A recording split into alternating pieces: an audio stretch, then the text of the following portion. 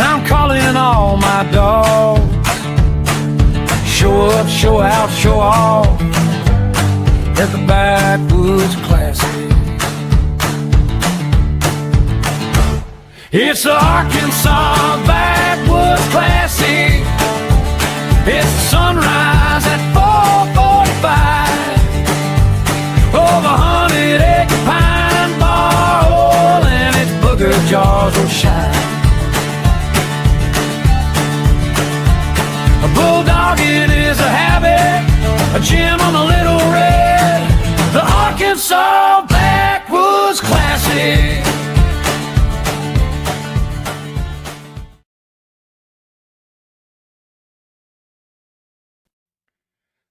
All right, here we go. It's Thursday night. It's 8 o'clock. We do the same time every week. And this week, though, next up in our Arkansas stand-up series. Okay, I don't hear any sound. You don't hear sound? Okay, that might be might have to go out and back in or something. Let's see. But next up in our Arkansas stand-up series is Mizan K9's Pine Bluff, Arkansas. Mizan Kennels, stand up. It's your turn, baby. How we doing? Can you hear me? Not quite yet? Let's see. Let me check my settings. Make sure anybody can hear me. Okay. Yeah. We ought to be good. This thing got me all over the place. Hold on 1 second. Let me see. Can I get back? No problem. NWA Cane Corsos. What's going on, Joe? Salute. Aaron Hamilton. How you doing, bro? Good to make your acquaintance. Look forward to meeting you. Let's see. Give Lil Jihad just a minute to get it straightened out.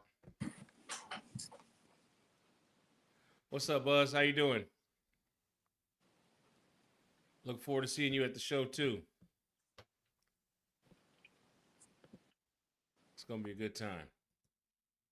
All right. We'll give him a few minutes to get that straightened out. I was, on another note, I guess we talk about it real quick. Went to the taco truck. And we got that locked in. So Taco's Body will be at the Backwoods Classic. Dude's got a dope setup. He grills like half chickens. So he'll be out there doing that, have some smoke in the air. And, you know what I mean? Hope the dogs don't lose focus too much, but it's good stuff. So that's going to just add to what's going on. Here we go. Let's try this again. All right, how we doing now? All right, looking good. Looking good on my end. All right. Looking good, Billy Ray. Feeling good, Lewis. Billy Ray. All right, so I just want to kind of introduce you a little more formally. Brother Jihad from Mizan K9s in Pine Bluff, Arkansas, and does Rottweilers and Cane Corsos. I really respect this man's passion and love for his dogs, the care he takes of them, and just the attention to detail that he shows. And that's why he's here. That's why he's part of the Arkansas Stand Up Series. Yes, sir. There's a lot of breeders here that are doing it right, doing it on a high level, and we're talking to one of them tonight. Welcome. Thank you, dear brother, for inviting me. I do not take this opportunity lightly.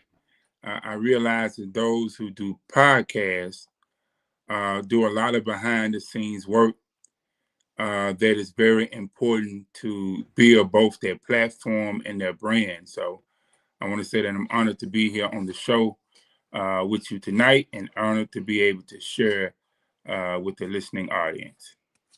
Like I said, I'm glad to have you. We've been meaning to do this for a minute, but Yes, everything works out when it's time. So that's right. Yeah. So let's kind of start at the beginning, help people get familiar with you. Tell us about your dog journey, how it started, when it started. You know, brother, I could remember when I was maybe 3 or 4 years old. My mother and my father, we stayed in a old house that had a screened-in porch. And while they was taking care of business, they would put me on the porch with the dog that we had at the time. As I can remember, it was something like a what's the name of it? That shepherd dog. It's a white shepherd dog. Um, Like Pyrenees? yeah, right. Yes. Okay. So that was my first dog that I grew up with, and then of course, as I was growing up throughout the years, we always had dogs. So I had older siblings, and I was the one who got the fascination for dogs. So much so to I used to go and play with the stray dogs in the neighborhood, and wind up one day getting ticks all over me, and my parents had to put me in a tub and put gasoline in the tub to get those ticks off of me. So I've been dealing with dogs for a very long time in my teenage years, my early teenage years, 13 and 14. Um, I really used dogs, not even understanding at that time, at that young age, but dogs were therapeutic to me. When nobody understood me, understood my thinking and what I was going through, it seems like the dogs understood. And they responded to me in a way that let me know they understood when I was going through something. So uh, my early days, I remember dogs, several puppies, and I had my auntie who is she's still living.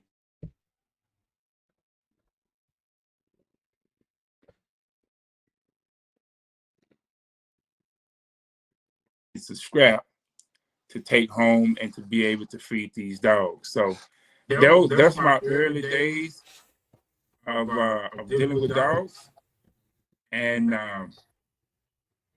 I got back into dogs maybe in 2006. 2006, I went to.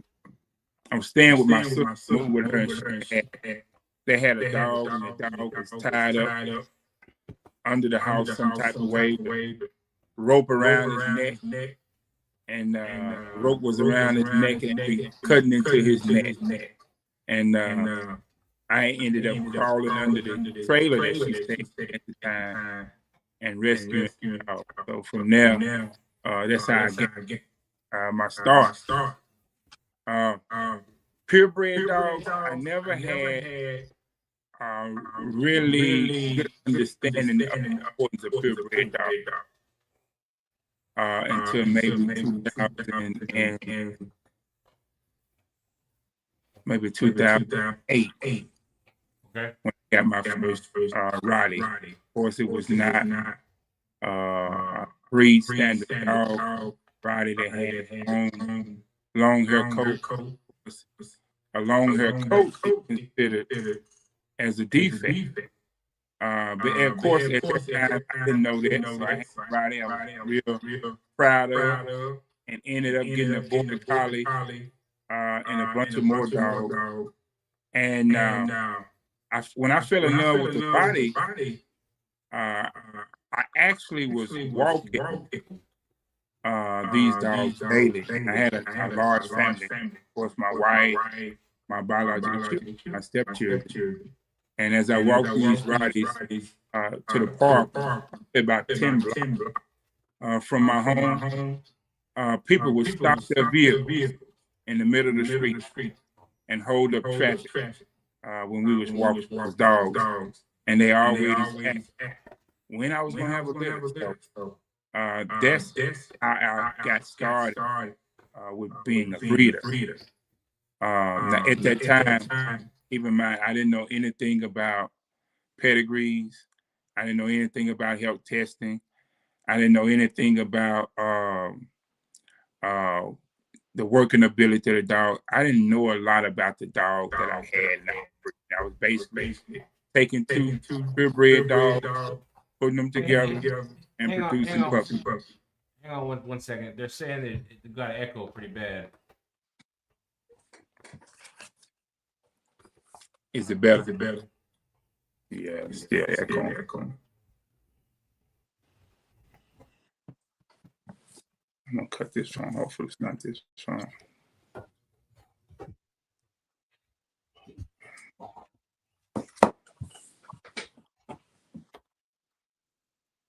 How does it sound now? Seems like it's better now, right? I couldn't hear it. It was in the comments.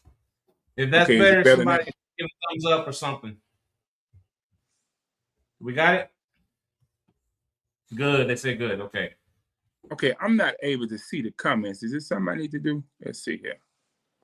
It should be right there, like on the side of your screen, or Okay, I see it now. yeah, push the little icon and they'll come up. Okay, I see the comments, but I don't see. Yeah, there we go. It said it sounds better now. So okay, let me close that because I could. So that was my start in dealing with the Rotties, and of course, I ended up. There was a guy in North Little Rock, and he was being cited by Animal Control Code Enforcement, and he put in the paper that he had some a Rottweiler that he wanted to get rid of. Mm-hmm. So I went up to look at him and ended up getting a female. And on my way back home with that female, he said, "Hey man, I just want you to know that girl might be pregnant." And yeah, he's just real casually, she might be pregnant, and she ended up being pregnant. And so I ended up getting into breeding like that. So I bred for a while. Went to some different kennels, so-called top kennels in the state, and got puppies, of course, raised them up, did a little breed.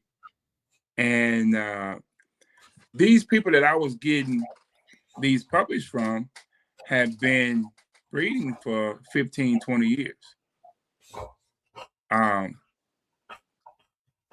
Probably about 6 years ago, I really started looking at the breed standard, health testing. I think in the state of Arkansas, Anthony Forte, we have to give credit to that brother. Mm-hmm. Because nobody was on social media in Arkansas talking about health testing Rottweilers until he did it. And that brother caught quite a bit of slack for being the lead wire to talk about health testing, to talk about the breed standard, working ability, confirmation. But when I heard him, it became logical to me. Right, yeah. Because my background is I'm a community activist, I'm a political strategist, and I have a background in substance abuse counseling. So I don't wear my emotions on my shoulder. I like to think scientifically. And if you can present something to me that's logical, I'm not going to argue against it. Okay. Right. So I looked into it, took a few months and looked into it, and then I hopped on board with him. Now, at that time, me starting to really study to understand the breed. Remember, I already had dogs here. Mm-hmm. Started breeding, initially selling Rotties $400, $500, $600, right? Okay. So it was about health testing, breed standard, etc. I was selling puppies for $700, $800, $900. I had been training with a brother out of Little Rock. K9 Experience is a well-known trainer, Cecil. Okay. And he had been training. I'd been going to his training facility on the weekend for years, and people would come from all around the state to train with this brother. And even then, they were saying, "Man, those are some nice-looking dogs. You need to raise your price. You need to raise your price." And I would not raise my price. But when I started to study the breed standard, The dogs that I had that people were fascinated about was saying, hey, those are some nice dogs. I found out that those dogs wasn't so nice. I found out that they didn't meet the breed standard. I found out that some of them had bad bites that I had never paid attention to because I didn't know that there was a particular bite that the Rottweilers should have. So when I started finding out what that bite was, and then looking inside my dog's mouth, and I'm saying, hey, this is not what the breed standard says. Yeah, that ain't when that. I started looking at the structure of the dog and understanding the structure. See, it's one thing for somebody who does not know a breed to say, hey, that's a nice dog, and to get excited. It's a totally different thing when you go to somebody who actually knows. So when I started studying, it was Anthony Forte, there was Cecil Brandon, and Michael Johnson, just a handful of people who decided to bring Terry Cornish to the state of Arkansas. Terry Cornish is a former judge, RKNA judge of the Rottweiler breed. Been dealing with the breed for years. Well, you said his name right on time, right when he popped in the comments. Now, here's what's crazy about this, and I've said this before. Through Cecil Brandon, I was introduced to Parnay in Jacksonville. Parnay has probably one of the top Rottweilers in the country. But I was introduced to her. I went to her home and visited her. And she said, hey, you need to meet this guy, Terry Cornish. So as I'm coming back from Jacksonville to Pine Bluff, my wife is driving and Terry Cornish is on the phone. And he's talking, and he'll tell you, I tell him this all the time. He's talking, and it's almost like he's talking Japanese or Chinese, because he's using a language that is germane to the professionals in the breed. I didn't understand what IPO was, or IGP. I didn't understand certain things about the breed standard, but he's using that language. He's talking about scoring. And I'm on the phone, I got to try to fake it a little bit. You know how somebody is talking about something and you basically going along with them because you're a little embarrassed, you don't know what the hell they really talking about. Now? So that was me. So I'm going along with it. And when they said they wanted to bring him, I said, well, hey, I got to get in a part of this action. So what did I do? I had Cecil Brandon to come down and look at my dogs. I had Terry to come down and look at my dogs. And what I said was, these dogs that do not meet the breed standard that I have bought, I have put my time, my energy, my heart into them and raised them up. I got rid of all those dogs, which was at the time probably about 7 dogs I got rid of. And they were at the breeding age. So for that year, in terms of the money that would have came in, I probably missed $50,000. Yeah, that wasn't easy to do. No. But I knew that it was important that if I wanted to go to another level and be more professional and ethical, I knew that there was going to be a need for me to make some changes. Right. So I want to give this to some of the novices who may be in that position, because a lot of times we come on podcasts and we give our perspective or our critiques, and we leave the person who may not be in the position that we're in now in terms of our development, our kennel development, or the development of our program. They leave those podcasts feeling less than. So I'm saying this, no matter where you're at in your breeding program, there is always room for improvement. Come on. Yeah. And as you are improving, it's going to be necessary for you to dismiss certain dogs from your program. Okay? I'm saying this because we want to produce better dogs. In order to produce better dogs, when we see something that is not right, we have to have the more fortitude to move those dogs off of our yard. And we have to be able to do it in a way that's ethical and that's fair to that dog. So I have a few dogs here that I took back from people who could not handle the dogs. Come on. They would make good pets for somebody that want a pet, but I cannot use those dogs in my program.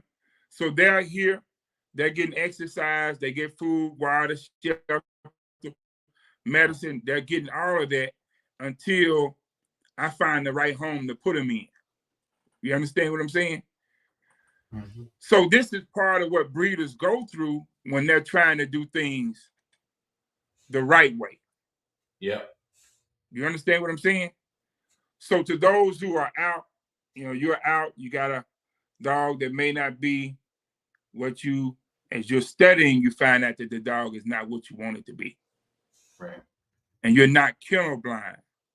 If you're not going to be kennel blind, you have to understand what the breed standard is. And you have to understand that the breed standard is there for a reason.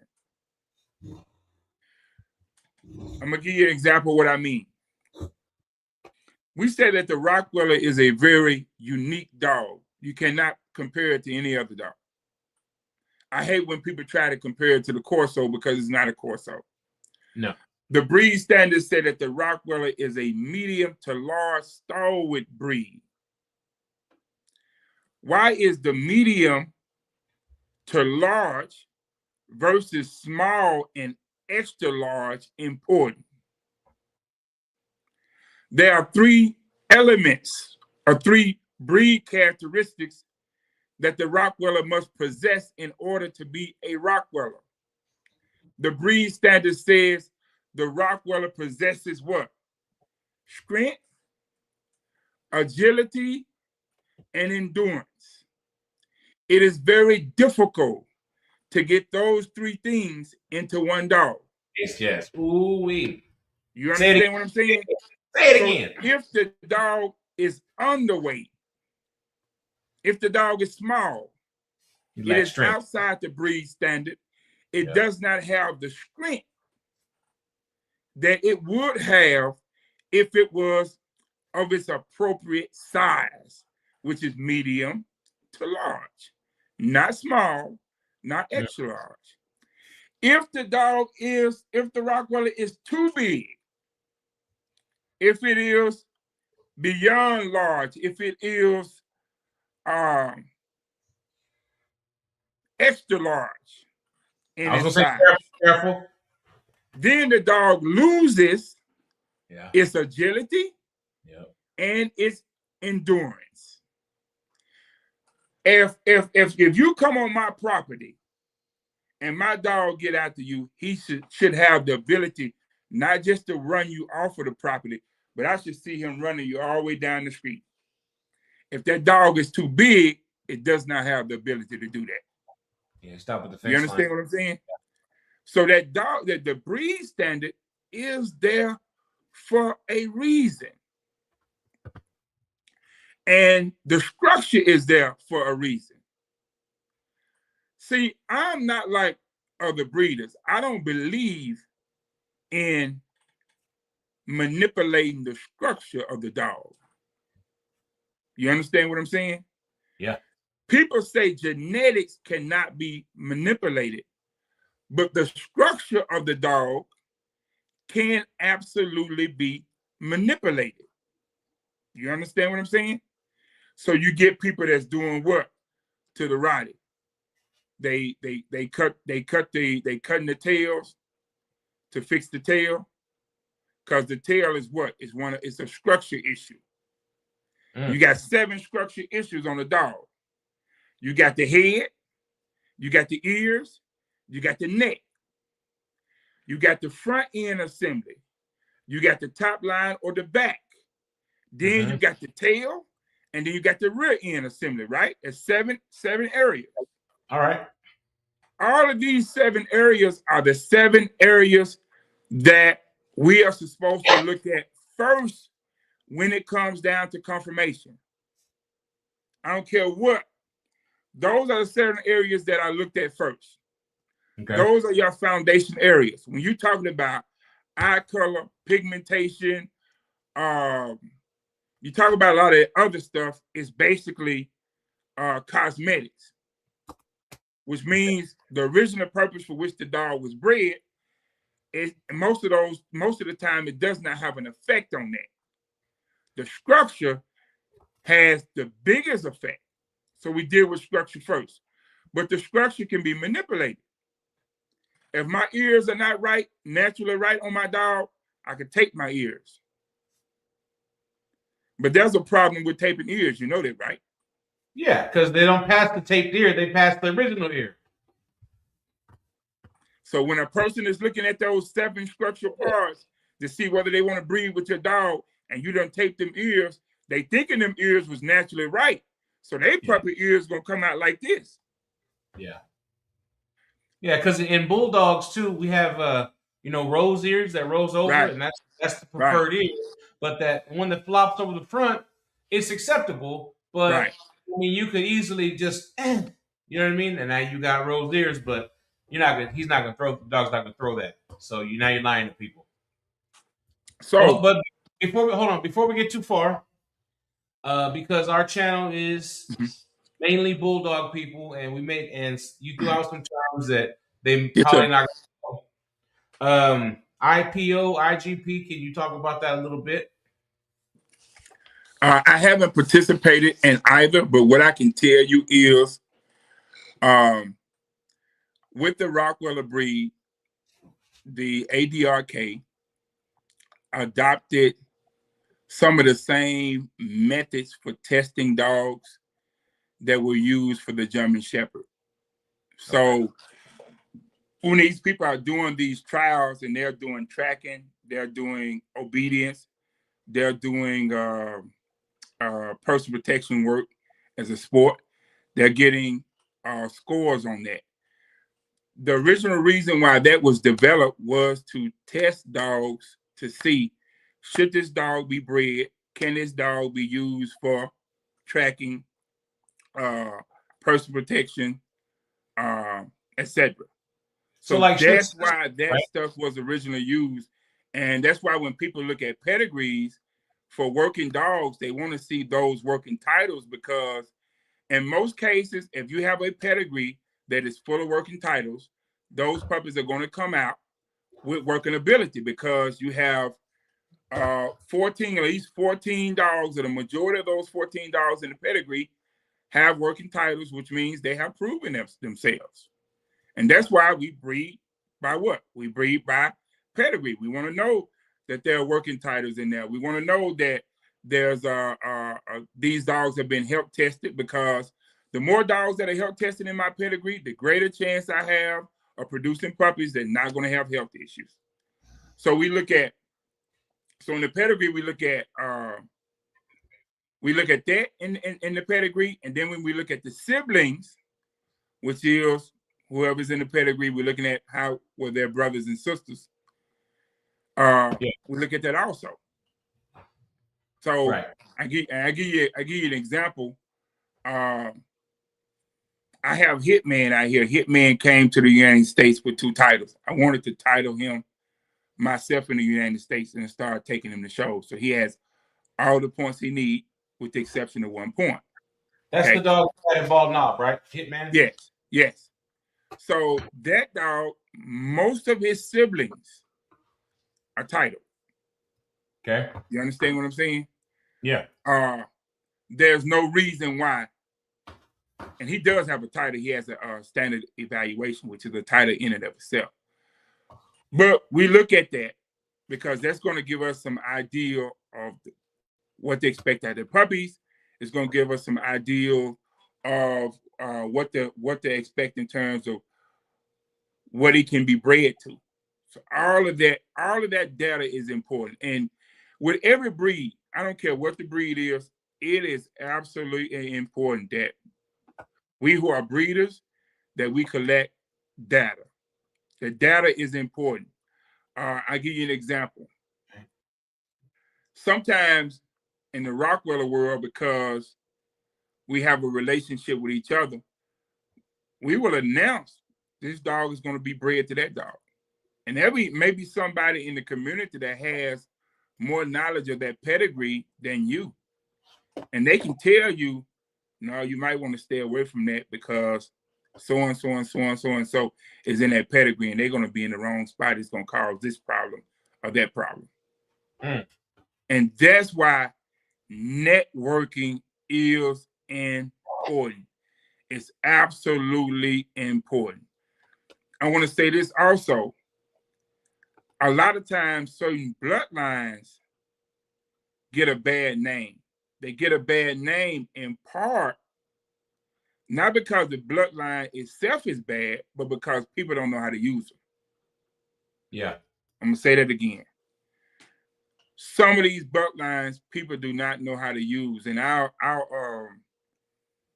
use this as an example. My first import that I got here, the female was German on the top, Serbian on the bottom. Okay.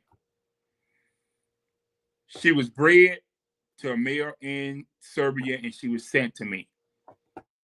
Okay. I really didn't know a lot about the pedigree.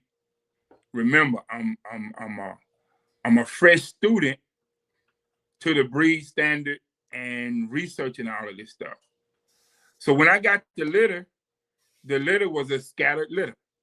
It was absolutely scattered. It was the puppies were not the same size. Some of them didn't look like they were siblings.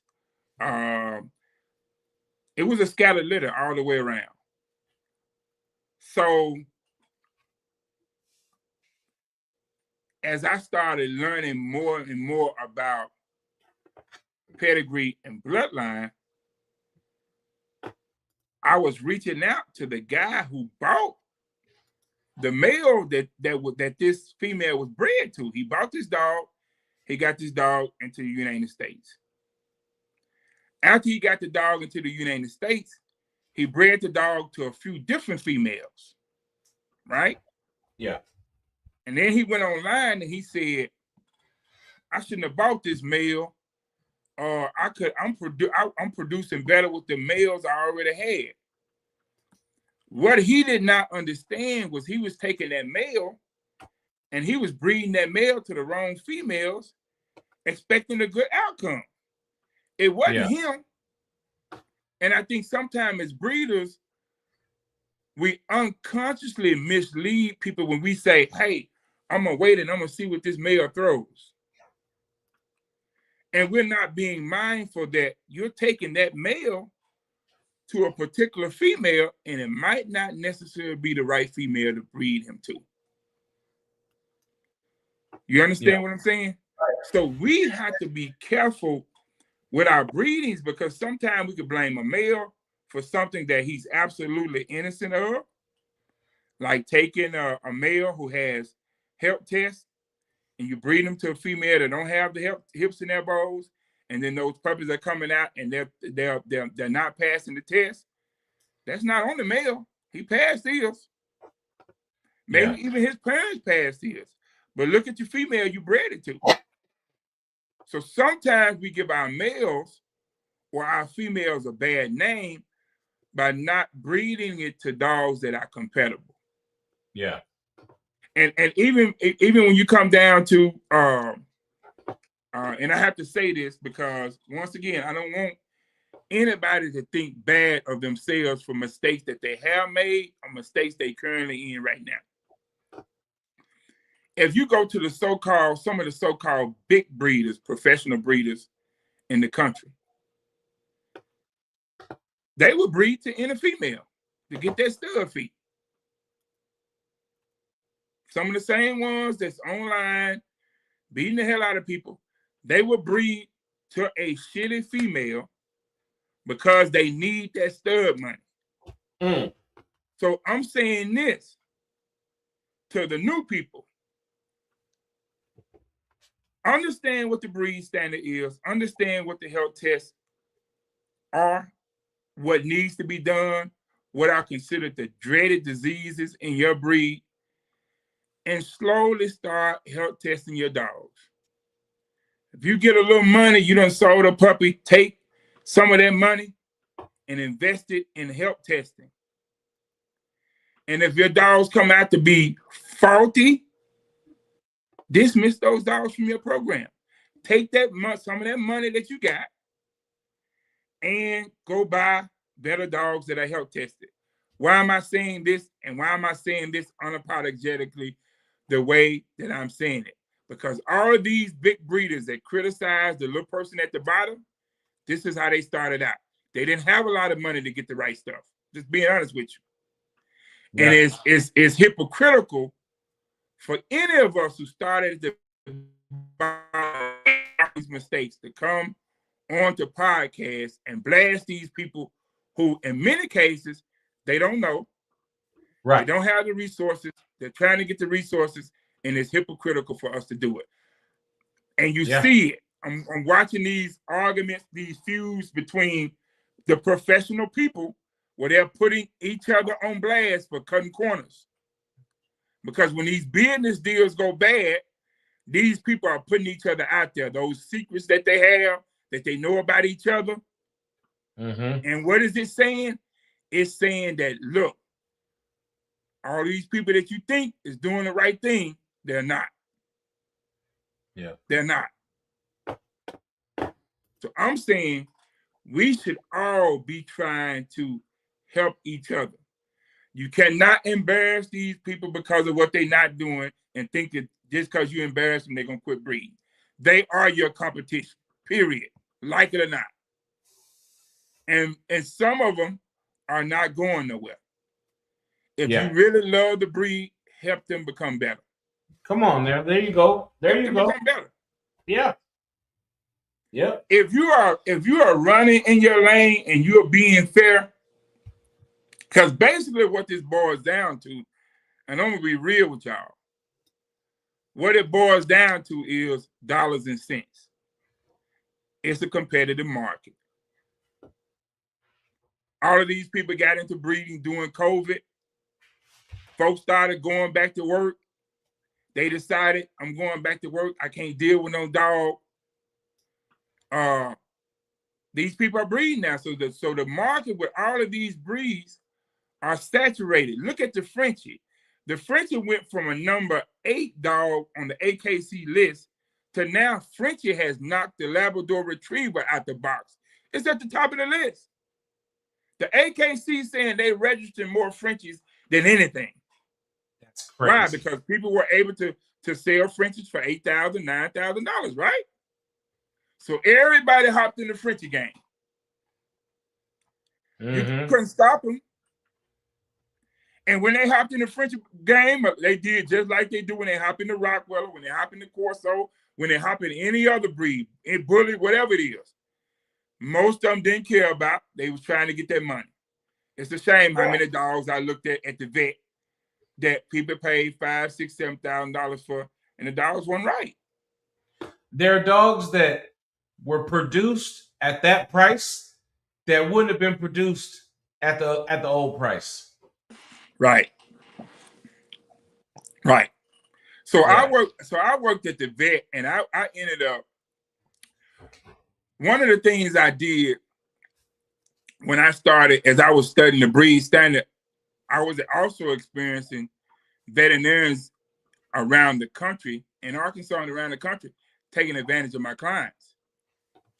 So I enrolled in a veterinarian course, a year-long course, which required me to do an externship at a vet office for like 100 hours. And I ended up, after doing that externship, after graduating, I ended up working for that vet for maybe year and a half, 2 years.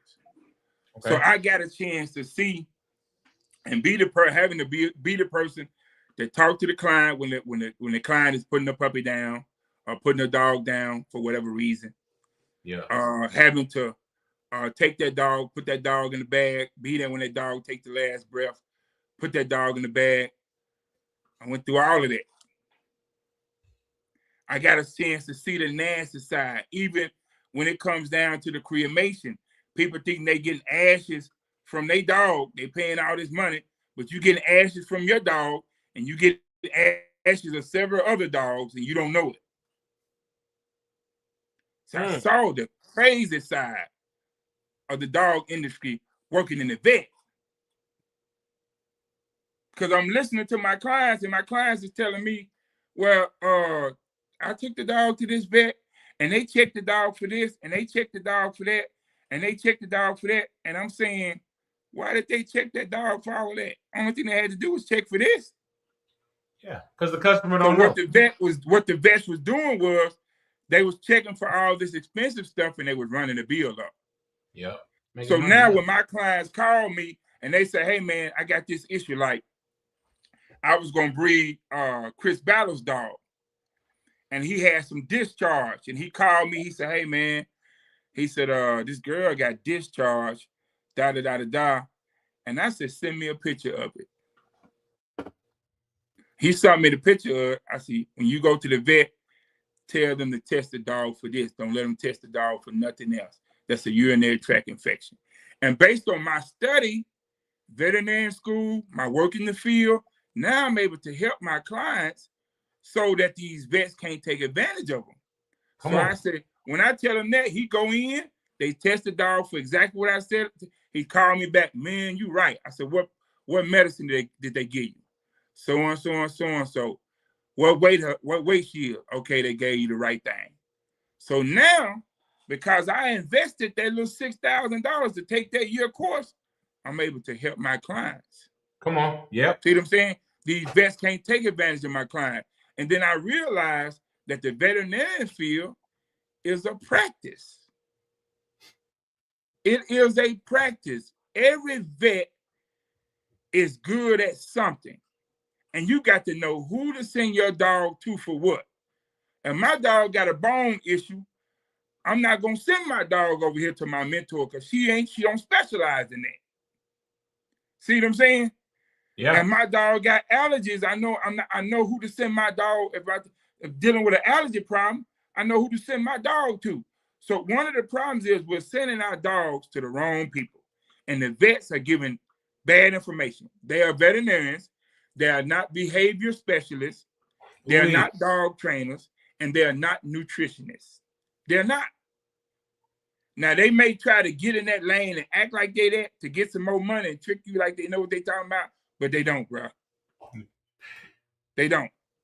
That's a whole field of study by itself. Yeah. Then you got to think about, I was dealing with clients that were bringing their dog into the clinic, and the dog may have been constipated or may have had parvo, and we were checking the dogs behind other veterinarians, and the test that we was using was showing that the dogs were positive for parvo, but the other vets was using the cheap test and wasn't even able to pull it up. So they were sending dogs back home into boarding facilities, clearing them on parvo when they had it. So it's a lot. You know what I'm saying? When we get to talking about the dog industry, it's a lot that we need to know as breeders. You can't take that cheap kit and test those dogs for parvo, because that new strain of parvo that we know exists, that third strain, you can't pick it up on no cheap kit. What, that snap test you talk about? Are we talking about? Yeah, you need that one with the liquid that break. I can't think of the name of it now, but you need that more advanced kit. That kit is probably about $40, but it's gonna tell you. Do you neopar? Give your puppies neopar? Do you do that? Yes. Yeah. Yes. Absolutely. That's something I haven't done yet, but I know I need to start doing it. It's just. So like I had I went and gave a client dog some shots 2 weeks ago. Both of those dogs died from parvo. Man had them in his yard running around, and they just run around in his yard digging. A lot of people don't understand those puppies. When you're on a new piece of property, you can't put those puppies on the ground and run and go in the house and leave them. I pull up to get a shot, and the puppy's just running in the yard. The man comes out the house about 15 minutes later after I pull up. Them new puppies, they fresh on their yard. You don't know what they digging. If you ever only stayed there for 3 or 4 years and parvo stay in the soil for 7 years, the owner who had sent the dogs over there wound up losing both of the dogs. And the first vet that they took the puppy to, they never checked the puppy for parvo. I could have saved the other puppy myself. If they'd have told me that their first puppy had parvo, I could have saved the puppy. And let me tell you something. Yeah. I don't need the stuff that the vet got at the clinic. I don't need no ampicillin to save no puppy from parvo. Yeah. Why? Because I got my narrow ass up and I went over there to Memphis to the brother named Ben that drive that little Honda car, and he taught me how to cure parvo without ampicillin. This is why networking is important. We shouldn't be hating on each other. We shouldn't be fighting. Y'all know something that I don't know. I know something that y'all don't know. Right. Y'all got some resources that I need. Yeah. I got some resources that y'all need. Yes. If we working together, then the dog community become a better community. Yeah. You understand what I'm saying? If we working together. Yeah. I think that the idea of like, oh, this person's my competition. There's plenty of puppies to go around. I mean, if we have the same breed, and like I run into it with this because we breed Old English Bulldogs, right?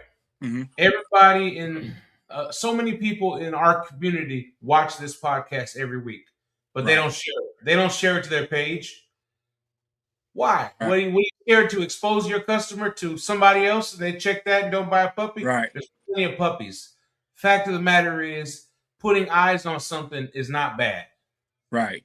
You know what I mean? That's what every week I put eyes on somebody else. Right. Right. Guess what? My puppies still sell. So that fear people have of networking, cooperating, I don't get it. I just don't. And here's the thing. That's the main purpose in my mind for the shows. Because you're doing a bulldog show, right? Mm-hmm. So when all these people bring these bulldogs, that person that's sitting on the sideline that got that female at home is going to see a bulldog that they can use to improve their line. Yep. It ain't, the competition is fun, but really we supposed to be networking. I'm supposed to be, when I go to this show, I'm supposed to be looking, and if I see a dog that I can use to better one of my females, let me get that person's contact information. Yeah. What are y'all gonna charge for a stud fee? Right. They're gonna make the money off the stud fee. I'm gonna make the money off getting improved puppies. Mm-hmm. So if we're using the shows for what we're supposed to be using, the trophies are nice. I got several of them. I like to get a first place. Don't get me wrong, but I understand that's not the real purpose of the show. The real purpose is in networking. It's in networking. That's the real purpose. It's in networking. Mm-hmm. Yep. 1,000%. Networking, evaluating breeding stock, and that's what it's for. That's what it's about. And so. I got a question I wrote down. Got a second. You talked about Forte being the one to kind of bring health testing in the Rottweiler to the forefront. Mm-hmm. What was that health testing look like? Was that genetic test? Was it hips and elbows? What was it? So primarily we look at hips elbows, JLPP. That's the baseline for breeding in our breed. So when you're a member of ADRK, it is expected that you're going to test hips, elbows, and JLPP. Now, because we are seeing some issues with hearts, people are starting to check hearts now. Juvenile cataracts, they're starting to check juvenile cataracts. Of course, the AKC has a swab kit, $135. It tests for a whole list of things. My dog, first dog I test with that, they gave me a 20-page document of all the stuff my dog, they test my dog for. So when a client comes, they can pull his file and they can look through his file and see everything that he was tested for, or what all he passed. If there's any issues, everything is in that file. And it's not as expensive as people think. Let me give you an example. If I do my my AKC DNA plus help, that's $135 plus tax. Okay, so it's taking care of JLPP, NAG, long hair strain. There is a test in there to deal with the eyes. It's taking care of a lot of stuff. Okay. In addition to giving me a DNA profile, which is needed when you breed. Yeah. Then I do my hips and elbows, depending on where you're doing that. Okay.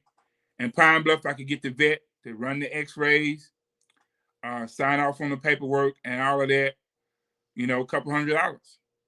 Then you're sending it off, depending on where you're sending it off at. If you're sending it to ADRK, you might be out of, it's been a while since I did that dog with me. Let's say you're out of $150. Let's say all together for your hips and elbows, you're out of $500. But you ain't breeding no bull crap. So you know you got a solid pedigree, you got a nice dog that meet conformation. Maybe you've taken a dog to a few shows or you understand conformation. So you got a nice dog before you even do this, because you at 15 to 24 months when you're doing your hips and elbows. So you had a chance to put your dog in front of judges, or you had a chance to put your dog in front of a professional that understands the conformation of the dog, that can help you with that. You've had an opportunity to share your pedigree with professional people that understand that before that dog even turns 15 to 24 months. So when you make that investment to get the hips and elbows, you're saying, I got a solid dog here. Let me do a little bit more as far as this health testing to make sure that this dog passed. So by the time you got this investment in it, you're able to tell your people who are buying puppies from you or want to use your dog as a stud, look, I got this done, that done. What does that do? That takes you from the bottom of the breeding pile, and it's putting you on the top. It's only in your best interest to do it. Yeah. It's in your best interest. Whatever you do for that dog, the training, the health test, the getting the judges to look at him, confirmation, everything you do for that dog builds value in that dog. That's how you could take a $2,500 dog, and now this dog is worth $15,000, $20,000 because that person that owned that dog has invested in that dog.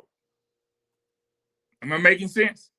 Yeah, yeah. It's the difference between you getting a 2-year-old dog with no health test and you taking a gamble on, and you getting a 2-year-old dog that cleared the health test, has a nice pedigree. It's a big difference. That person has done a lot of the work for you that you don't have to worry about doing. So when we talk about improving dogs, improving the value of the dogs, that's what we're talking about. The training, confirmation, health tests, working the dog, all of that is part of building value in the dog. And you will see that when you go to shows and you have dogs that are able to be around each other, particularly the AKC shows, you can't take any dog to the AKC shows. You just can't. There are too many dogs that are too close. When you take your dog into the AKC show, we know that as far as socialization is concerned, you done did some work with that dog, or you done really bred in such a way where that dog could be around other dogs. Yeah. You know, because Yeah. I'm talking about you in close quarters with them dogs. It's not like you spaced out. Yeah. And you know, so you have already did some of the work. That's what I'm saying. Yeah, because the dog show is not a natural environment for a dog to be in. Yeah. For This is a Cane Corso. Yeah. This is a Cane Corso that I purchased from Joe Church with NWA Cane Corso. Okay. He Okay. went in the ring. His first time going into the ring was in Arkansas. He was 6 months old, and his first time in the ring, he took a 3-point major, beat out dogs that were 2 years old, 3 Arkansas years stand. old. So he is really nice in conformation. We do have some puppies on him right now that's on the ground, but he's going to be going back to the show. He has 4 points toward his champion title. And we're doing some stuff on him now that's really going to help him. But we don't have any champion Corsos in the state of Arkansas, male or female. And we want him to be the first male champion in the state of Arkansas. So he's going to be going back into the show ring next month in Texarkana. And he's going to be at a show probably every month for the next 10 months. Respect. I like that. Very, very nice, really good temperament. I had a litter of Rottweiler puppies, and I wasn't paying attention, and he wound up going into the room with them. And when I looked up, he was in the boxes, walking around with the puppies, never touched them. And those puppies were like 5 or 6 day old puppies. Yeah. So, you know, he really, really nice dog. I'm gonna tell you the thing that I like to do.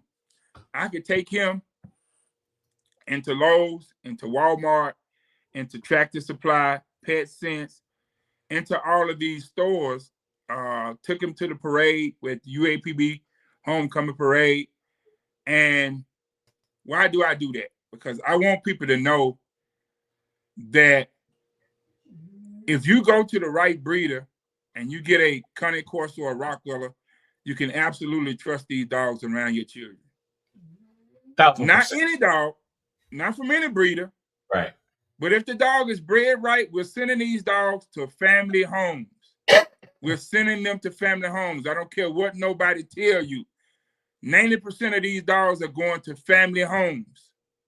And we have a responsibility to make sure that we're breeding in such a way that a little child is not mauled by one of these dogs.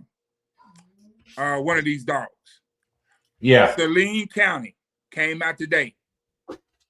They had a lady and a child that was bitten by a dog. In Saline County, probably a few months ago, a 15-year-old child was killed by dogs. We have a responsibility to the families that we're sending these dogs to. Yes, we want a nice guard dog, but we want a dog with even temperament that can be around children, because most of these dogs are going into family homes.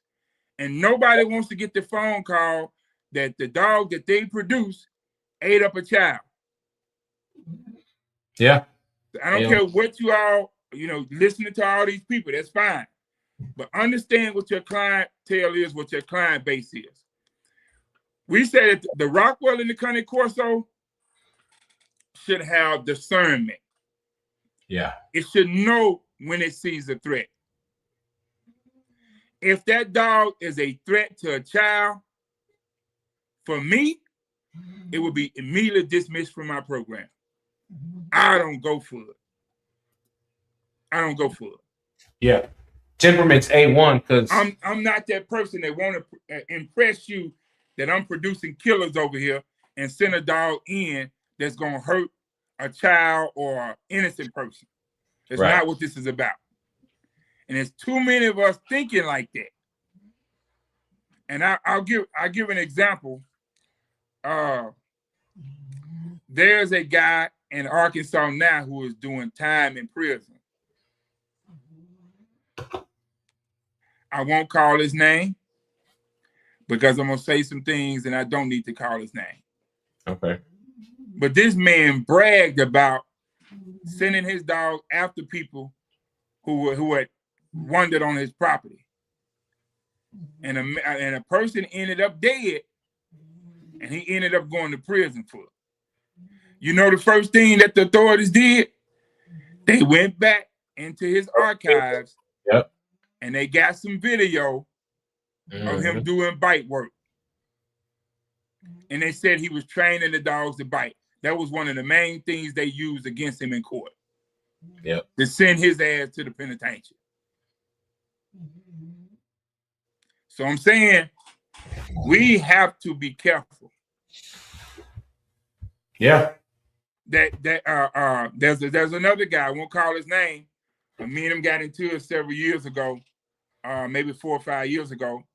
But this man was facing a $2 million lawsuit. He wiggled out of it. And there was this second time. There was a young Caucasian lady working with him, and he called himself being a quote-unquote trainer, and the pet bull ate the girl face up. Because he want to call himself being a trainer. So I'm saying we have to be responsible with what we do. We got to. I want to mention that because I saw that Saline County, they're struggling right now in the state of Arkansas. There was a state senator that spoke today, and they're saying that the counties need to regulate and address it. And I think the counties need to absolutely address it rather than put restrictions on everybody in the state for something that's going on in Saline County. Saline County Quorum Court need to address that issue and be very effectively in addressing that issue. Of the 15-year-old girl that died, now you got a lady and her daughter being attacked by a dog. Luckily, they didn't die from that attack. But Saline County, the Quorum Court has the responsibility to address it, to hold those owners accountable. And we don't want this stuff bleeding over to the general dog community in this state or in any other state. Right. Yeah, that dog trainer title is one that people shouldn't take on themselves lightly. A dog trainer. Because that's a lot of responsibility right there. You know. And to be honest with you, everybody don't need a personal protection dog. They don't. Very few people do. That's a big look. I live in Pine Bluff. Come on. Sometimes I get clients that'll tell me they're kind of nervous about coming to our city because of the stigma that's on our city. So I would send a dog to Redfield or to another city close to me to meet them, or I'll have somebody to meet them and bring them in because, my clients have to feel comfortable. But you know what? I'm everywhere in this community, very well known. Yeah. And I don't have to have no personal protection dog with me. I go to Little Rock. I go all over the state. And I don't have to have a personal protection dog with me. So it's not something that everybody needs. No. And if you're going to have one, you need to go through all of the different tests, all of the different scenarios to make sure that you can control that dog. Okay, and then once you do that, people think that's something they're going to do with their pet dog. But once you do that, that dog's not a pet no more. Right. Now the dog is an employee. He's a liability. He's all them other stuff, but he's not your pet no more. Right. He can't be out there when the family comes over and a bunch of people walk in the house. Right. And they're happy and key and all that. Right. They ready to get a hug. Yeah, dog bit your uncle's face off for running up behind you. And sorry ain't gonna get it. No, sorry ain't gonna get it. Yeah. So I mean, it's tragic, but it's not absolutely needed. It's not. No. I got a question for you, boss man.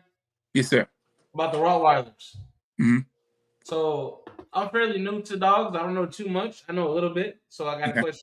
When you do your breedings, what are you looking for? Because to me, they all kind of look the same. I know what you're looking for, like the male to look a certain way, to be a certain build, to the standard. Like, how do you pick? Okay. Here's the short answer to your question. And there's a long answer, but here's the short answer to your question. The breed standard is there for a reason. There are what we call Safeguard. There's limits within the breed standard. Okay. Right. So, like, let's say this is the breed standard, and these are the ends. If you get over here, this is unacceptable. If you get over here, this is unacceptable. So, number one, we want to make sure that the dog meets the breed standard. Okay. That means we can go to the ADRK. We can type in ADRK breed, Rottweiler breed standard into Google, and then it will pull up what the standard is, and we can actually read it. It talks about how the general appearance of the dog, right? Weight, height, what the ears should be, what the eyes should be, the teeth. It tells you, it's very thorough. When you read the Corso breed standard and you read the Rottweiler breed standard, the Rottweiler breed standard is one of the most thorough breed standards you can read. So, number one, I want my dog, I'm going to breed, to be within the breed standard.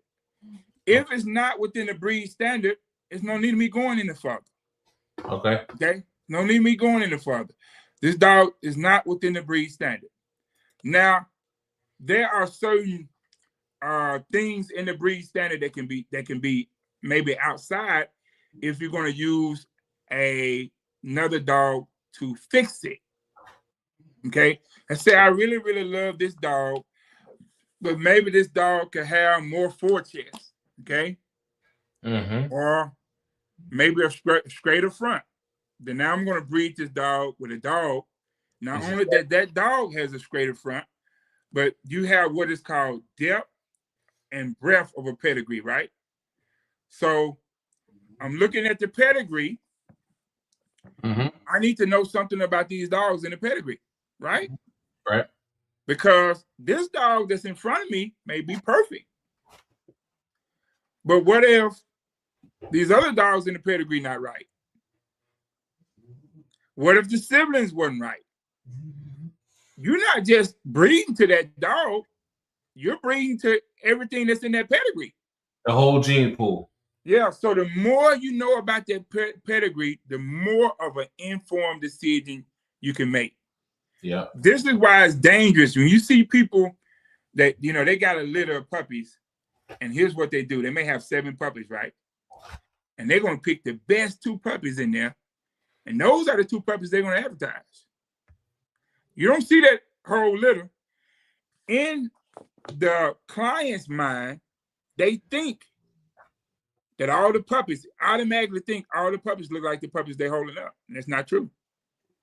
If you put the male and the female out front, they automatically think, man, that male and that female look good. These puppies are going to look good. That's not true. In most cases, it's not true. That pedigree, if you look at that pedigree and you say, okay, I'm looking at these dogs, and most of these dogs in this pedigree have a strong front. I know something about these dogs. Then I know that if I'm trying to fix that in my dog, this is something I can perhaps use. But I also need to know where are the weaknesses in these dogs. Okay. I had a dog imported here. Bought the dog, told them exactly who I wanted brought the female, told her exactly who I wanted bred to. Brought the dog here, got excellent and really nice puppies off her.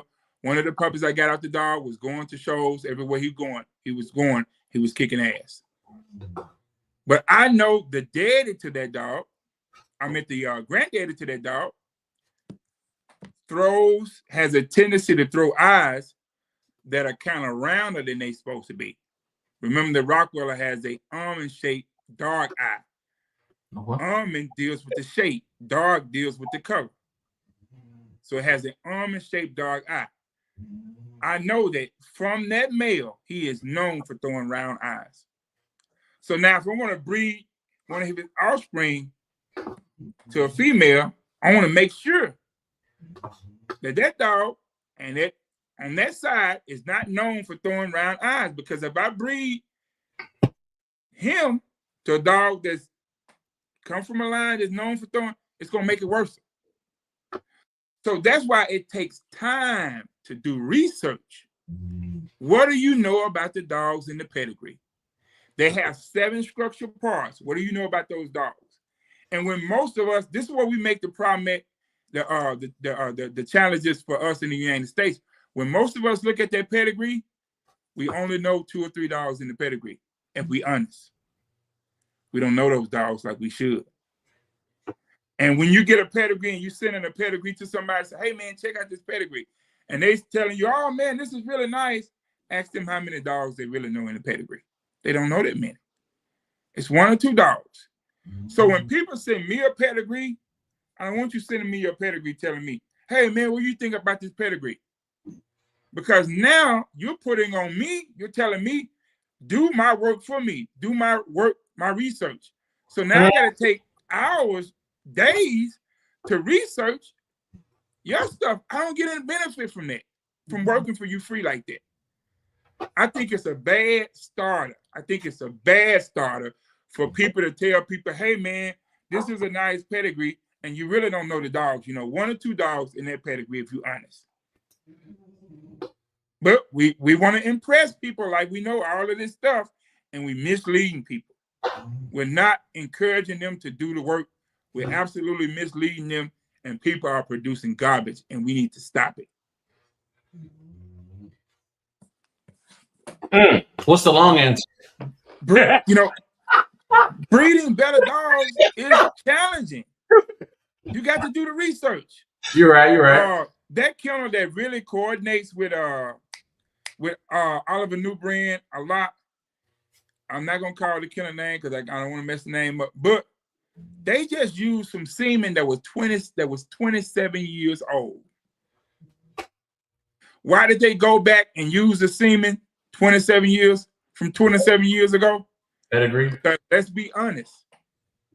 In the United States, there's too many of us just breeding. If we were breeding to improve the dogs, we wouldn't have to use old semen. We wouldn't. You know, somebody think, oh man, this awesome dog that I had 27 years ago, I remember this and that about the dog. I got all this documentation. This is the best. How come they couldn't come and get a dog from me or from Joe Blow over there to use other than that 27-year-old semen? Because most of us, we're not doing it like we should. And I take my head off to people who have just got started, that I've learned and are doing it right. And I take my head off. I don't care who don't like him.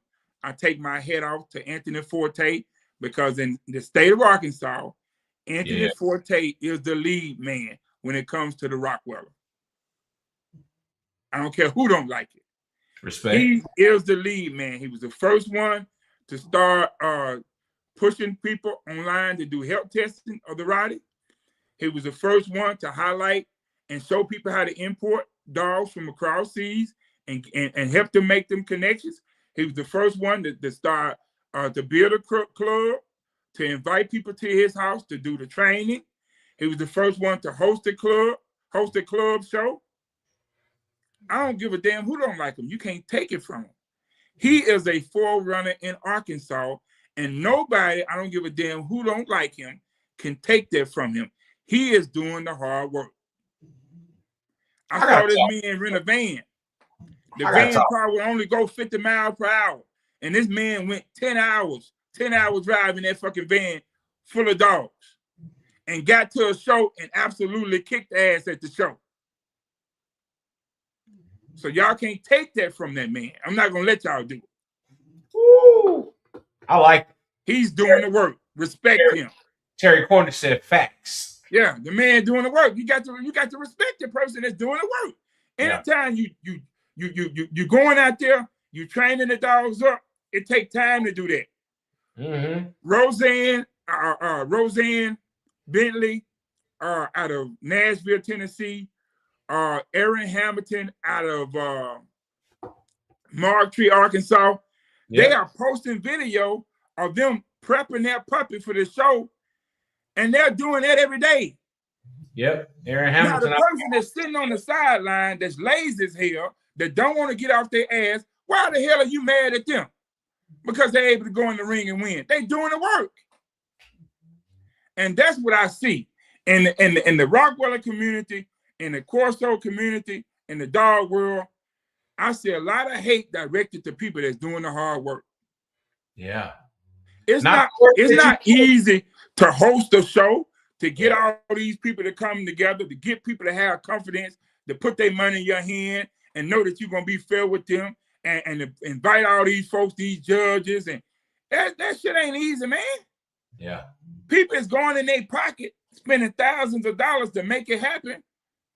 And we sitting on the sideline criticizing the people that's doing it. What sense does it make? If it was so easy, you go out and do it. Yeah. The shit is not easy. Leadership itself is not easy. No. No. So we should be trying to help. The first man through the door is what they say. You know what I mean? First man through the door is bullets. Yeah, we should be trying to help. I'm making suggestions. I told Forte, I said, look, I understand y'all spending a lot of money. I said, we got club members. Why don't everybody donate a puppy once a year? And we all, as club members, push to sell that puppy, take that money, put it into their account. One or two people shouldn't have to come out their pocket to fund these events. But we got to be creative in raising money so that we can host events. A lot of people are not hosting events because it costs. Yeah. And they gotta listen to the criticism of the person that's sitting on the sideline that ain't doing nothing. Yeah. They not up at night trying to figure this stuff out. Yeah. I went to y'all show last year to the people that's doing the work. And I pay my little fee, my little registration fee, get my hotel, drive down there and do my thing. And I ain't worried about, hey, how much the trophies cost, or how much it costs to get the judges here, the plane tickets, the making sure everything. Because when you're hosting an event, you know, you want everything to go right. And you monitoring everything and you running back and forth, you know what I'm saying? And you really don't even get a chance to enjoy the event. Right. Because you the host. You want to make sure that everything is right. So I don't think we shouldn't be respectful of those brothers and sisters that's hosting those shows.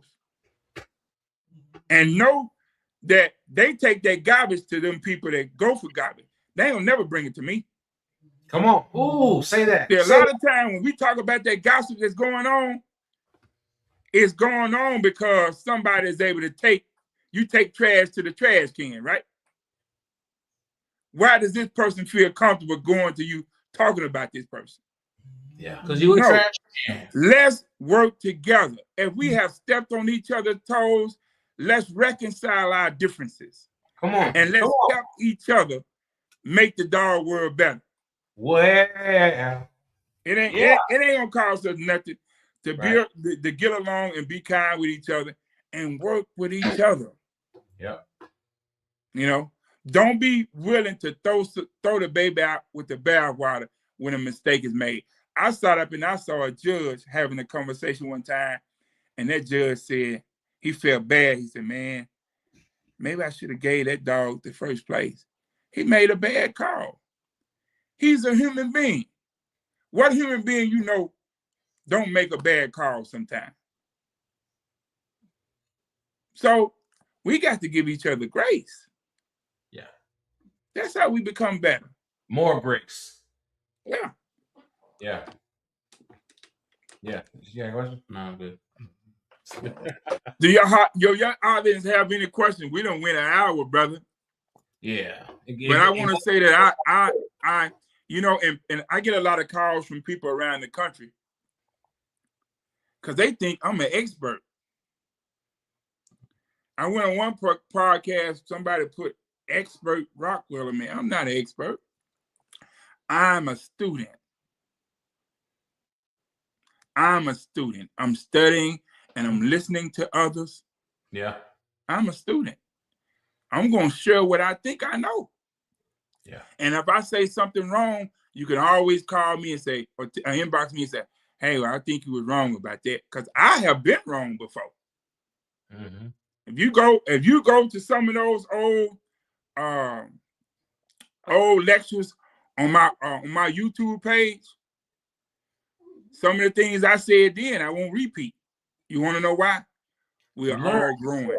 Yeah. As we learn better, we doing better. Yep. But I don't know any college professor that ain't never made a mistake. So I see people, y'all going to get those old video clips and clipping them with people to make them look bad. Ain't gonna work. We all said some shit 20 years ago, it wasn't right. Yeah. You know what I'm saying? We learn it.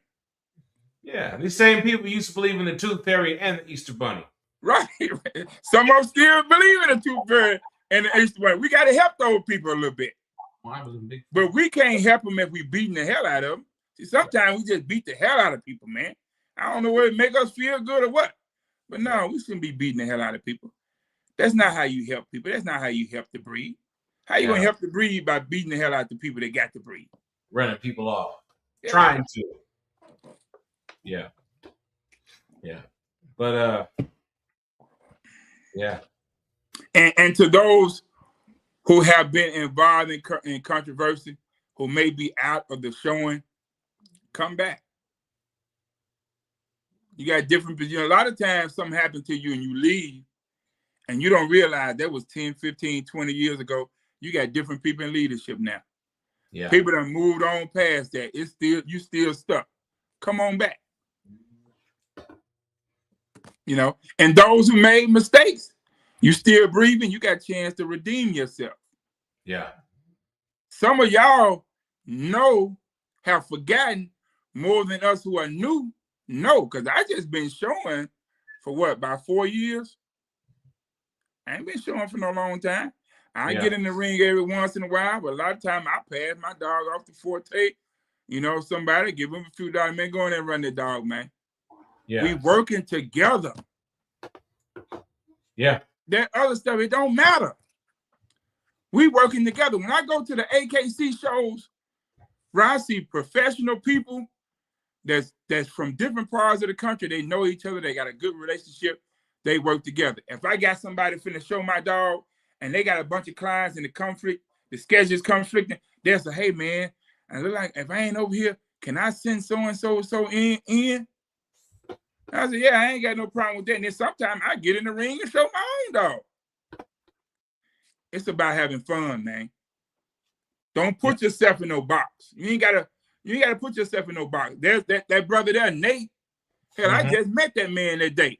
Forte said, hey man, I'm hosting, so I can't put no dog in my hand. You wanna let this guy show your dog? I let him show my dog. He got me a first place win. Let me ask you a question. Did I take this picture?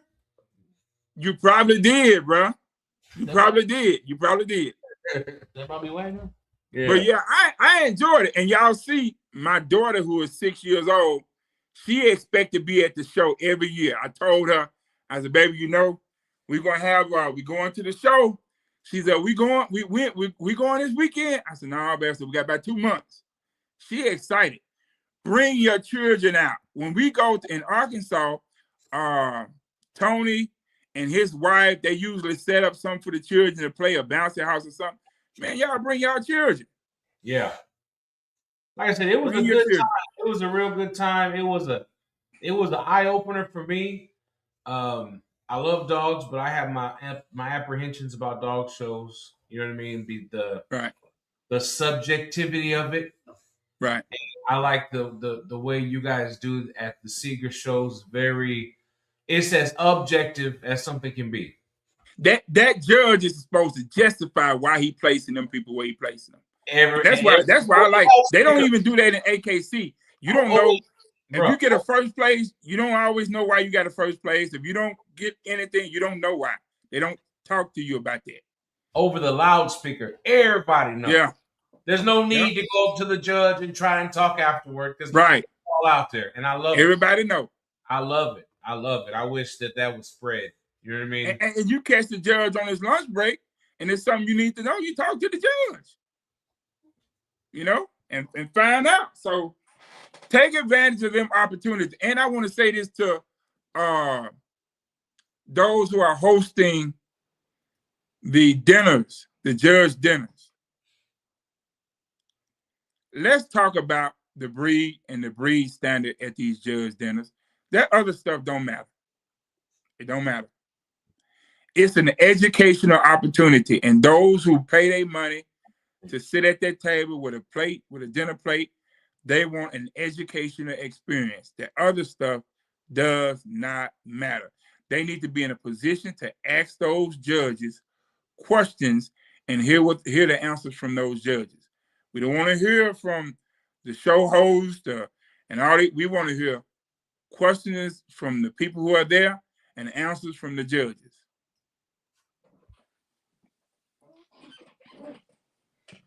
I like it. I like it. Anything else? Is there something else I need to touch on? But we're with about an hour and a half now, brother. Nah, you did good. I Another question. Oh, go ahead.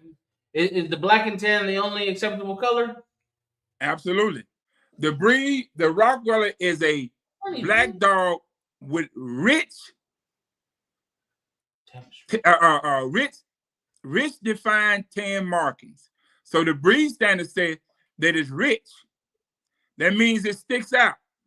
It's not muddy. That's why when you got a dog that's a little muddy, we don't really, them colors is blending in like that. We really don't like that. We'll roll with it, but the breed standards say that those tan markings are rich and they well defined. Yeah, we at that show that day, dog got third place because of that. Yeah, I'm like, not even second place, third place over Mark. Yeah. But I was, hey, what can you say? Yeah, you got to. Hey, yeah. The evaluation has to be, it should be fair. And I love when they bring judges that does a lot of education. And there are certain judges that it's worth bringing them because you're going to get a lot of education. Yeah. And I like when they bring a male and a female. Bring a male and a female judge. And I'm going to tell you, for me, every time I got in the ring in front of a female judge, they done been hard on me for some reason. I'd be like, man, you know what I'm saying? What are you doing? But it's a learning experience. Yeah. It's the best way to learn the Rottweiler is to go to the show. Yeah. Yeah. Seeker show. I think it's Seeker show. No, it's Seeker show. Yeah. Okay. Yeah, because you're showing your dog in the German style. Yeah. They don't mind. They want to see a little. They want to see that dog with a little unk in them. You know what I'm saying? What's the difference between the German and the American then? I don't know. Talk to me. Talking about the way they showed it, the dog. Is it the way they look? Do they act different? You said German versus American. I take it. Right? No. I'm saying when I say German style, that's the showing, the way they show the dog. It's the same dog, but the way they show the dog, we're expected to show the dog a certain way. I'm talking about like having dogs imported versus one that's already here. Is there a difference? Like, you know what I mean? There should not be a difference. The Rottweiler should be the Rottweiler no matter where he's at in the world. Okay. The Rottweiler should be the Rottweiler no matter where he's at in the world. And I want to say this to the breeders who say that we have the dogs in the United States. There's no need to import. I agree with you in part, and I disagree with you in part. Here's my agreement. We do have nice dogs in the United States that can compete anywhere in the world and win. That's a fact. However, most of the people that have these dogs are not putting these dogs on display in the United States, and they're not making them accessible to the average breeder. You know what I'm saying? You got some people charging $6,500, $7,500 to breed with their dog. So we need to work on that. We need to be able to work better together with each other in the United States. Those who are in Europe, those Europeans in Europe, they are working together. I'm going to say it again. They are working together. You got the person that's transporting the dog, they're making money, and they're doing a good job. You got the person that's studying the dog, they're making money, and you got a person that's selling the dog. So that's 3 different families eating off of you buying one dog. That person that's doing the breeding, they're not trying to get the person money that's doing the transporting. That person that's doing the transporting, they're not trying to get the person money that's doing the stud. So we need to work together and be able to respect each other. If we want to be successful, that's why people is going over there. We get the dogs from over here, and then we immediately start doing outcrosses. Without studying the pedigree, we're doing outcrosses, producing bullshit. If you got the dog from them, evidently you appreciated what they was doing. So why would you immediately do an outcross? That don't make sense. It don't make sense. Think about it. When you get a dog from somebody, they got a professional breeder, you paying $7,000, $8,000, $10,000, $20,000 for a dog. Why are you doing an outcross time you get the dog? It don't make sense. That's the problem we have. When we get the dogs, they decent. We bring them over here and fuck them up. Excuse my language, but I'm being real with you. We get the dogs, we bring them over here, we screw them up. That's why we constantly going back over there. Yeah. I'm just being real with you. Water it down. First yeah. Yeah. You know, but I am seeing, like, shout out to my Urkel people that I rock with. Shout out to some of my Arcane 8 people that I rock with. I am seeing improvement just over the last 4 years. And when you all come to the show in Arkansas and Ball Knot, I want you to look at those puppies. I see right now online, I was telling my cousin, I said, it's going to be some nice competition in that puppy class because I'm seeing these people are really posting videos of their puppy and them stacking their puppy. I'm like, yeah, we're going to have some competition. We're going to have to come on with it. So people are doing better. I'm not saying that to say people are doing better in the breeding, but we need to be more focused and more mindful, and we need to bring it on because people are doing better. Don't get me wrong. I'm seeing better dogs. What happened to the Rottweilers that I grew up with? Because I never seen a Rottweiler with a tail till I feel like I was grown already. Well, 24 years ago in Europe, they changed. They stopped docking the tail. Yeah. Mm-hmm. So we were like 24 years, 25 years, whatever, behind 26, whatever it is. Yeah.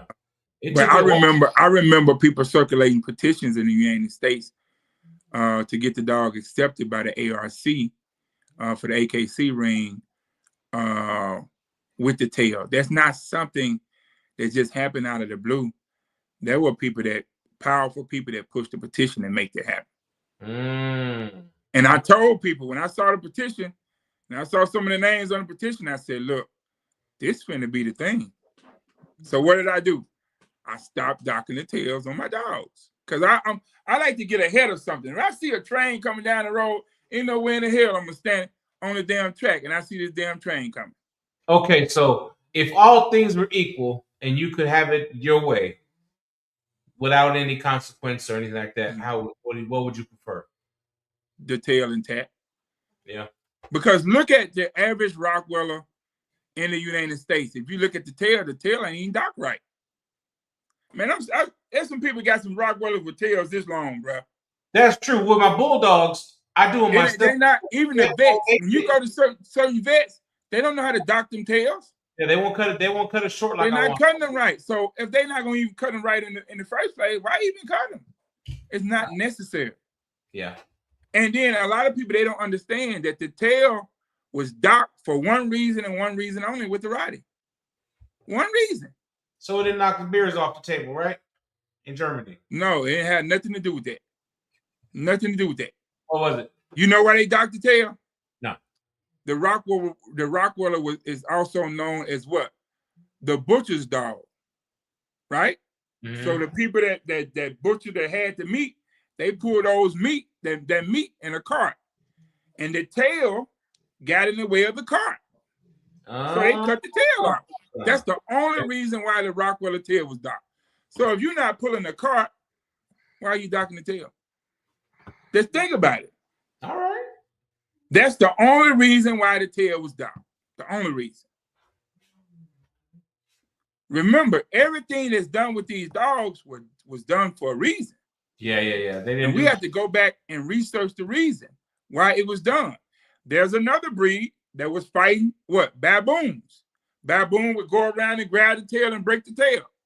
What did they do with that breed? They cut the tail because they didn't want the baboon to be able to go around and grab their tail and break it. Think about it. Everything was did for a reason. Yeah. What we doing in the United States, we doing a lot of stuff, really, and we ain't got no reason to it. Just doing stuff. Cosmetic. Honestly. I do it with my Corsos because that's what the clients want, but really, it's not a real significant reason to cut the Corsos. It's not. We do it because our clients, that's what's expected. But at some point, it's probably going to change. Yeah. At some point, it's probably going to change. And the Corso and if it changed, too, right? If it changed and it became the norm, I wouldn't have a problem with it. Yeah. Corso's docked in a unique way. It's like the third vertebrae or something like that. Was it? That tail needs to be about 6 inches long with it. And be honest with you, even when you go into the show ring, they don't say nothing about it. But even most of the Corsos that's in the show ring, their tail ain't docked right either. Yeah. It's supposed to be some of them, their ears ain't cropped right. Yeah, chub. See what I'm saying? So we all got room for improvement, man. I'm just saying that's why we can't be beating up on people. Right. We got room for improvement. I don't want to be the person, and I have leveraged some criticism, but I don't want to be the person to beat up on everybody because it's not necessary. You know what I'm saying? If people gonna run that program the way they want to run it, if you want to do something, put all that energy in producing better dogs yourself. Yes. We all, just think about it. That's energy. I don't want to put in no energy into what you're doing in your yard in a whole nother damn state. How the hell is that gonna help my kennel? It ain't. It ain't. You could take all that energy and go take you a veterinary course like I did. Go learn how to train because that's gonna be of value in your kennel. Whenever you learn how to do medical stuff, training stuff, nutrition stuff, man, I got too much time. I got too much stuff I need to do around here to be worried about what somebody else doing. I don't even care. Yeah. I'm just being real. When I come online and I say something, it's really for people that want to learn. It's not for everybody. It's for people that want to learn. It's for the 2-3 people that I mentor. But I expect them to go and do the hard work of researching too, because like I said, sometimes I could be wrong. I tell my clients, my contract says when you get your puppy, you take your puppy to the vet within 72 hours. I'm going to check for a hard murmur, but you know what? Sometimes I miss stuff. Sometimes my vet, he's not perfect. He missed stuff. So if I check it, my vet check it, your vet check it, that's 3 people checking it. Think about it. I went to school to learn how to do certain stuff. I don't go to the vet for everything. I do my own shots. I do a live video of me doing my own shots, and I got my own record. Yeah. Right? I'm watching. not going to the vet and pay the vet extra money to do something that I went to school to learn how to do just like him. Why? Why? Yeah, exactly. You know what I'm saying? So it's a lot of things we can learn, we can do ourselves. If you got a group of people and y'all take a course and y'all in the same city, you can share the same book. When you get ready to do your midterm and your final exam, you can collaborate together. We need to be collaborating. We don't need to be fighting each other every time you look around. And to be honest, the people that's beating up on folks, you ain't doing them by highlighting their kennels and making their sales go up. I done been in some controversies. I've been around this thing for a long time. Every time somebody attacked me, it put new eyes on you. Man, I sold puppies. It made people that wasn't worried you about think you hurting somebody and you actually helping them.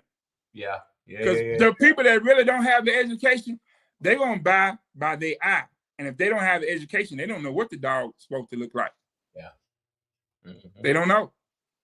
Average person that's buying a dog, they don't know what that dog's supposed to look like. I promise you that, bro. They don't know. Yeah. And when you have a long conversation with them, you know they don't know what the hell they're talking about. Yeah. That's the reality. Reality. So. All right, I appreciate. Hey man, brother, I appreciate you, man. Thinking enough for me, a student, to invite me on your show, man. And I thank those of you all who have tuned in, who have shared the live. If you have made a donation to this brother and his podcast, I appreciate it. I'm going to be making a donation, brother. I know you're doing a show, and I'm going to be making a donation in the next few days to your efforts for what you're doing, because I personally appreciate it. Anytime you can make the sacrifice to host a show in the state of Arkansas, I want to be able to make a contribution, whatever I can contribute. So expect a donation from me sometime this week coming up. Yeah. All right. I appreciate it. Is it anything you got coming up with the show that people need to know about? Oh man, it's February 28th, Searcy, Arkansas, White County Fairgrounds. IOUBA, we got 3 confirmation shows, have a fun show, and the fun show is gonna have categories that so I could bring my Corso to the fun show part. Am I right? Corso, Roddy, yeah, bring them out. Okay. And then we got weight pool. We have a sanctioned weight pool also. So everybody got some time to see. I never been. I saw that on video, but I never actually been there in person to see that happen. So I'm making it a point. I'm coming, bro. Yeah. Make sure you got some good food, because I'm coming to eat. Oh yeah, we got the taco truck locked in this evening. That's where we came from. So yeah, that's locked in. And then there's another truck that they do Cajun food, fried fish. Right. Yeah, so I'm coming to get the fish, bro. I'm coming. Oh yeah, it's gonna be a good time. Let's see here. That's Anita right there. Love you, Anita. Appreciate you. Appreciate you, brother Jihad. Yes, sir. We'll do this again. All right. Thank you for having me, brother. God bless. I'll stand up. All right. I don't know how to close that. Smell of the pine, and I'm calling all my dogs. Show up, show out, show off at the Backwoods Classic. It's the Arkansas Backwoods Classic. It's the sunrise at 4:45 over 100-acre pine bar hole, and its booger jaws will shine. A bulldogging is a habit, a gem on the Little Red, the Arkansas